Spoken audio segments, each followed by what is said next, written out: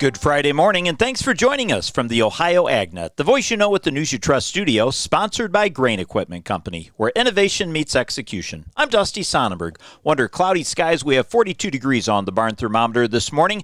Driving around northwest Ohio yesterday, the amount of water I observed laying on fields and in the ditches was quite impressive. We had just over 3 inches on our farm. However, I did hear reports approaching 5 inches in some areas. That should go a long way to help recharge that subsoil moisture. Now, more rain is possible as we head into the weekend, especially in the southern part of the state. A couple quick programming notes. Be sure to tune in on Tuesday next week during midday as Dale will be catching up with the team at Ohio Corn and Wheat Growers Association. Then on Thursday, we'll have the first edition of the Ohio Field Leader Roadshow for 2025. We'll be visiting with Keith Dennis in Rushville, Ohio. The Ohio Field Leader is a project of the Ohio Soybean Council and your soybean checkoff. Well, tariff talks making agricultural headlines. The National Cattlemen's Beef Association Senior Vice President of Government Affairs Ethan Lane shares an update on the reciprocal tariff announcement from President Trump. He actually got to attend the White House event where these tariffs were recently rolled out. We were really pleased that the White House invited us to the ceremony. It was important for us to be there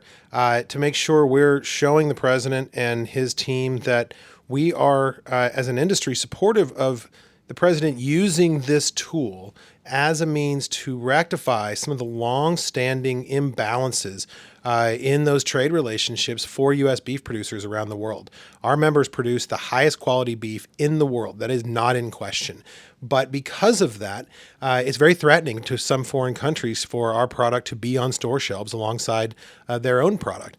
And over the years, what that has resulted in is a lot of countries like Australia and others having really nice access to the U.S. market while restricting our market access into their countries. And the fact that the president's willing to take that on, willing to use this tool as a way to prompt some negotiations and rectify some of those non-tariff barriers in particular, we believe is something that could be incredibly beneficial to cattle producers.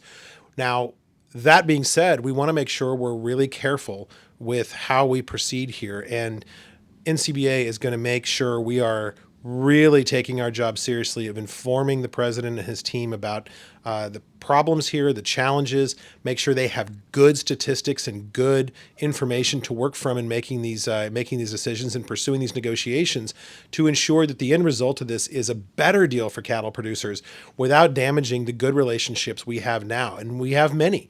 So we want to make sure we're managing that dynamic. And the best way to do that is to lean into this, support the president, and give him the information he needs to make this effort successful.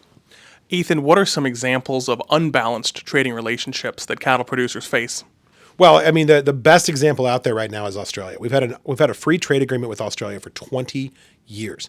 In that time, the Australians have shipped more than $28 billion worth of beef into this market. The vast majority of that is lean trim, which we do need more of in the U.S. market. We raise fat cattle.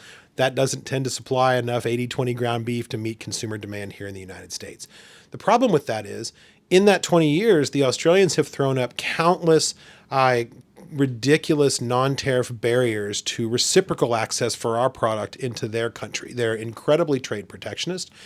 They've gone as far from the prime minister on down this week as disparaging U.S. beef, talking about the fact that we're just an unacceptable product in their market. The fact is we raise better beef than they do. Our beef is higher quality than theirs is. They should welcome our beef into their market the way we've welcomed theirs into our market. And that dynamic, that completely broken trade relationship is the kind of thing we're hopeful the president is going to be able to address here and hold trading partners like Australia accountable for what, frankly, has been 2 decades of bad behavior. Again, those are the comments of Ethan Lane. He's the National Cattlemen's Beef Association Senior Vice President of Government Affairs. Let's take a look now at your Friday weather forecast as we go into the weekend, brought to us by Seed Consultants. Simply better performance, online at seedconsultants.com. More rain to finish the week in Ohio. I'm Chief Meteorologist Ryan Martin with a look at the Ohio Ag Weather Update. We've had moisture peskily sitting south of I-70 over the past 24 hours, kind of being trained into the same areas over and over through the day today. We're expecting that moisture to lift northward. Maybe not right away. The first half of the day probably sees the northern half to northern third of Ohio stay similar to yesterday with clouds and a few spits and sprinkles here and there, but that's it. But late today, through tonight and into tomorrow, a big surge of moisture coming from the southwest will go all the way through Sunday midday to early afternoon. Combined rain totals out of that surge are going to be anywhere from 1 to 3 inches across the entirety of the Buckeye State. We finally start to clear out late Sunday afternoon, Sunday evening, being replaced by cold air. Cold air wants to sit here then through all of next week. Early on in the week, and Monday, we see a system coming through the Great Lakes that throws clouds down into Ohio, maybe a few snow showers in northern tier counties, but then it's just cold with clouds and sunshine for Tuesday, Wednesday, Thursday. Chilly to finish the week, but temperatures moderating late weekend and into the week of the 14th. That's a look at your forecast update. I'm meteorologist Ryan Martin. Thanks, Ryan. Stay tuned. We'll be back with more after this.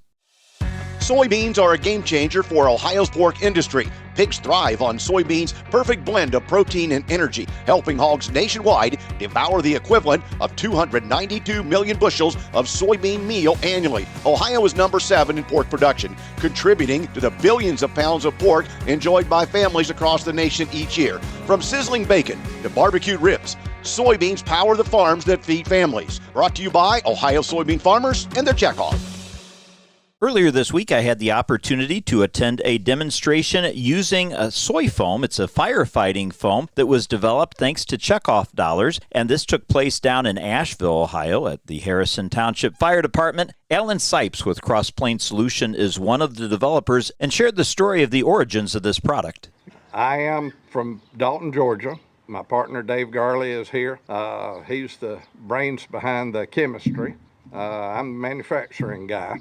We were approached by the United Soybean Board to work with this, the excess of flour and meal that was available through the crush plants. Dave happened to have been working on a project using adhesives. And one of the problems they were having with the adhesive was it would foam up on them. And that's not good in an adhesive because it keeps it from sticking. So when they approached us and said, "Can you make a firefighting foam?" Dave said, "I can make it foam. I don't know if we can put a fire out or not, but I know we can make it foam." We started 3 years ago with funding through the Checkoff Fund. We got our first funding in October of 2022. In November of 2022, we did our first demonstration at my local fire department, Dalton Fire Department. I told them, I said, "We've got a training foam that we want to try to use. We've been asked by a major fire department if we can." And they said, "Yeah, we'll be glad to try it." So they set up some pallet fires like we have here. They put them out, they extinguished the fires, and they said, "Okay, you want to try it with a lesser solution?" Because that seemed to work pretty well. And I said, "Yeah." Well, they went back out and put the torch on the pallets, and they couldn't relight them. The penetrating properties of the foam wouldn't let them relight, and they said, "You know, you've got something more than a training foam here because we can't relight the pallet." Dave is from Eau Claire, Wisconsin, and there's a training facility and a test facility in his hometown, Chippewa Valley Technical College. We sent the product to them and had it tested, and we immediately, with our first formulation, passed NFPA 18 Class A and Class B certifications. That got us started. So we went back to the people that had asked us to develop it, and they said, "Well, okay, are you green screen certified?" And we said, "Don't know what that is, but yeah, we can try." A green screen certification is from a group called Clean Production Action just outside Boston, and they test it for the chemical properties. Then they said, "Okay, you're looking pretty good so far. You got to send a sample to Brisbane, Australia, because that's the only lab we recognize to test it down to parts per billion of fluorines." We sent the sample off. We got the results back. 0 detectable fluorines, not just PFAS, but any fluorines in parts per billion.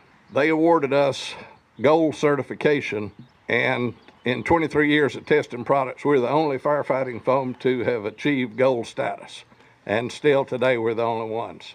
From a standpoint of a safety factor, we can provide the firefighters with something they know that they can take into a firefighting situation and not contribute to their problems. We found out that 74% of illnesses reported by firefighters are related to cancer. Knowing that our product will not contribute to that is a big benefit. The farmers and providing the product for us, providing the funding, we can't say enough for them. We have the utmost respect for them. The one thing that I'm excited to talk about is the biodegradability of the product. We are required to be 60% biodegraded in 180 days to be considered a 100% biodegradable product. We hit 69% in 18 days. At 180 days, we were at 91% biodegraded. Which means once you mix it with water, you need to be ready to use it because in a few days, it's gonna degenerate. Dave Garley, a technical researcher with Cross Plains Solution, also spoke about the more technical aspects of the product. 30 years of my career has been in research. 30 years I've been working with corn and beans, and basically not on the food side, but literally on the industrial side. So I spent a lot of time in Columbus, right down the road in Granville, Owens Corning. We went into the market to replace the chemistries that are in our building products, formaldehyde. There's a lot you can do with agriculture. But you need the farmer to produce the building block.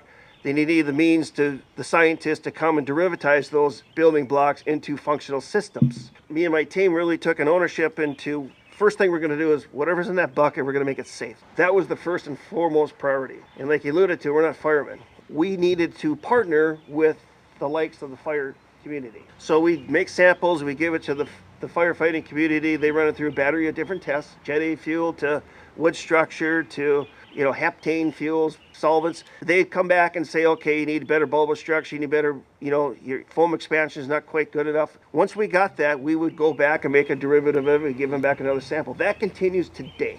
Thankful for the farmers, checkoff dollars. The cost to do this is immense. Without their monies, there's no way we could do this. So we thank you all. If you're involved with firefighting and would like to learn more about how you can get some firefighting soy foam to demonstrate at your department, reach out to the Ohio Soybean Council. Stay tuned. We'll be back to take a look at your markets after this. Every time you use biodiesel, you're fueling more than your engine. You're investing in Ohio's farmers, reducing emissions and creating cleaner air for all of us. Did you know biodiesel adds 13% in value to every bushel of soybeans grown?